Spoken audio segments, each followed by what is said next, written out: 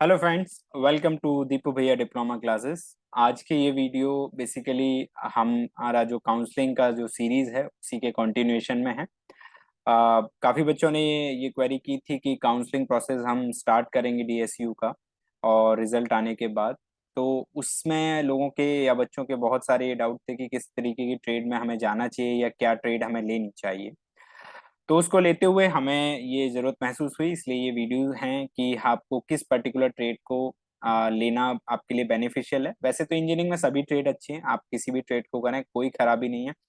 But लोगों को कुछ डाउट होता है कि अच्छा इस ट्रेड में है क्या बेसिकली ना? कई बच्चों को ये डाउट रहता है कि मैकेनिकल है, तो मैकेनिकल में हमें क्या चीज़ें मिलेंगी, क्या स्कोप है, क्या जॉब अपॉर्चुनिटीज़ हैं, कैसे इसमें करियर जाएगा? Same with other trade, electrical, civil या मैं बाकी सभी ट्रेड्स की भी बात करूँ तो वहाँ पे भी ये डाउट्स बच्चों को रहते हैं। तो आज की हम इस वीडियो में मैकेनिकल इंजीनियरिंग के बारे में डिस्कस करेंगे कि एज एन मैकेनिकल इंजीनियर आप क्या-क्या कैरियर्स को लेके चल सकते हैं और अगर आप इस ट्रेड को डिप्लोमा में लेते हैं, तो आपके लिए क्या अपॉर्चुनिटीज़ रहने वाली हैं। तो आइए शुरू करते हैं आज की इस वीडियो को। वेलकम टू दीपू भैया डिप्लोमा क्लासेस। जैसा कि आपको पता है बेसिकली मैकेनिकल इंजीनियर होता क्या है, आपने नाम तो सभी ने सुने ही हुए हैं।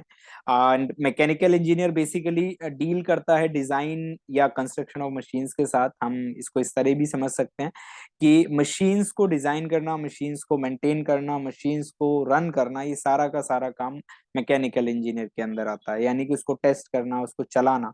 तो जितना भी आप फिजिकल मशीन्स की बात करते हैं बेसिकली जो हार्डवेयर ओरिएंटेड ज्यादा है, तो उसमें अगर हम देखें तो वो मैकेनिकल इंजीनियर ही उनको ऑपरेट करते हैं। और there are various job profiles जो एक मैकेनिकल इंजीनियर के तौर पे आप परस्यू कर सकते हैं। ऑटोमेशन में आप जा सकते हैं, एरोस्पेस में जा सकते हैं, तो उसको आगे हम देखेंगे भी।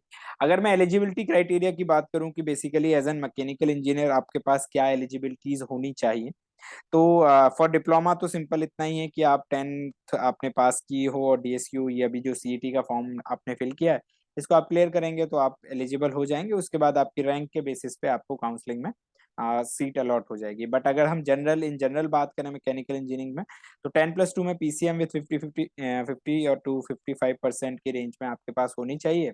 सेम विद आप डिप्लोमा कर सकते हैं मैकेनिकल इंजीनियरिंग में जो आप कर रहे हैं, जिस कोर्स के लिए आपने एनरोल किया है, डिग्री, मास्टर्स, पीएचडी, सब कुछ आप रखेंगे तो आप ये सभी आपको मैकेनिकल इंजीनियरिंग में ही हेल्प करेंगी। और एक मैकेनिकल इंजीनियर में अगर आप एक अच्छा करियर देखना चाहते हैं, उस सब में ये सारा बेनिफिट आपको देने वाली है।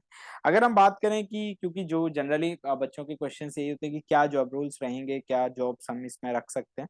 तो एक तो as an mechanical core mechanical engineer आप बन ही सकते हैं, जिसमें आपको सिस्टम यानी कि मशीन्स के साथ उसका कंस्ट्रक्शन, डिजाइन, सर्विसिंग ये सारा आएगा, फिर टेस्टिंग ऑल्सो। इसके अलावा आप ऑटोमोटिव में जा सकते हैं, ऑटोमोबाइल में ऑटोमोटिव इंजीनियर बन सकते हैं, आप मेंटेनेंस इंजीनियर बन सकते हैं, न्यूक्लियर इंजीनियर बन सकते हैं, आप एरोस्पेस में जा सकते हैं, कंट्रोल इंस्ट्रूमेंटेशन में जा सकते हैं। ये अलग अलग ट्रेड्स हैं, अलग अलग इंजीनियरिंग की जॉब प्रोफाइल्स हैं, जिसमें mechanical engineer as a job role अपनी अपॉर्चुनिटीज देख सकते हैं।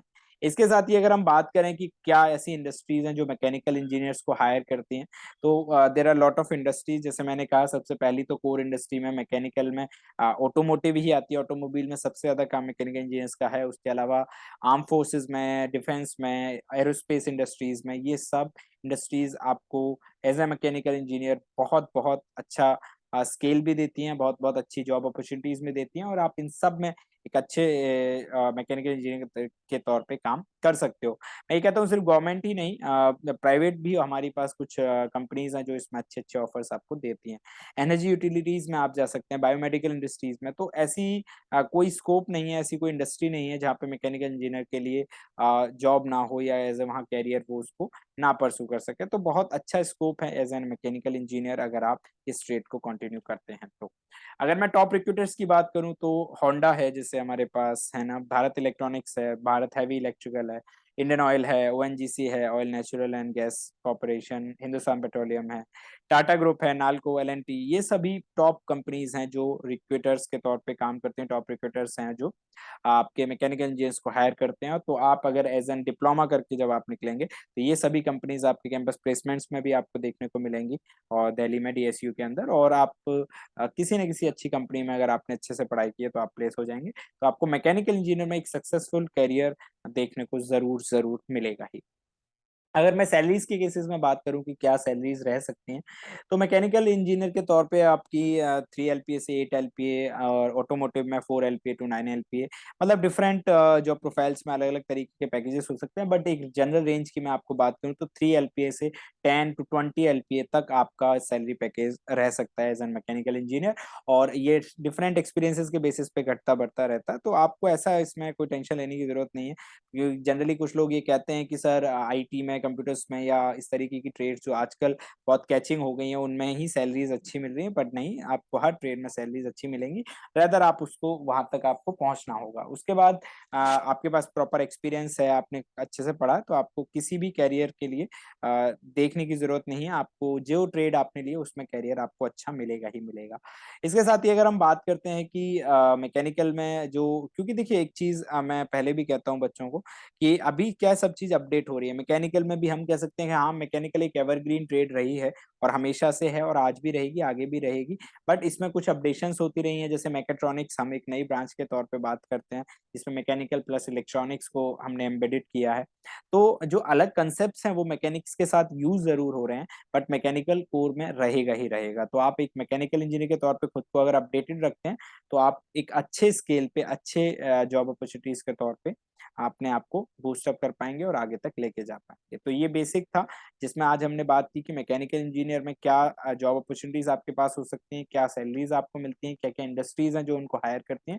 तो एज एन मैकेनिकल इंजीनियर एक सक्सेसफुल कैरियर आपका इंतजार कर रहा है, आपको उसके लिए जरूर जाना चाहिए। तो मैं आपको हाईली रिकमेंड करूंगा कि अगर आपकी रैंक आती है बिलो 200, बिलो 2000, और आप इस कैटेगरी में फॉल करते हैं कि मैकेनिकल आप ले पा रहे हैं, तो आप लीजिएगा। So thank you with this.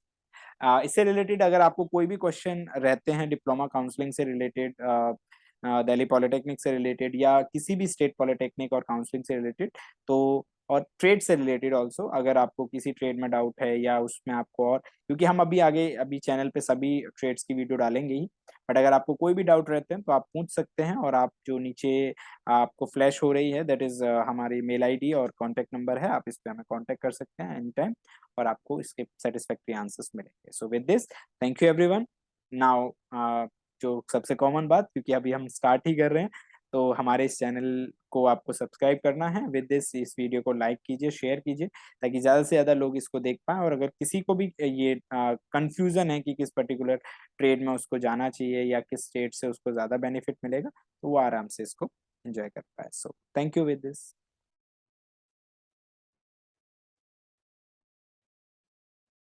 हो गया ना ऐसे।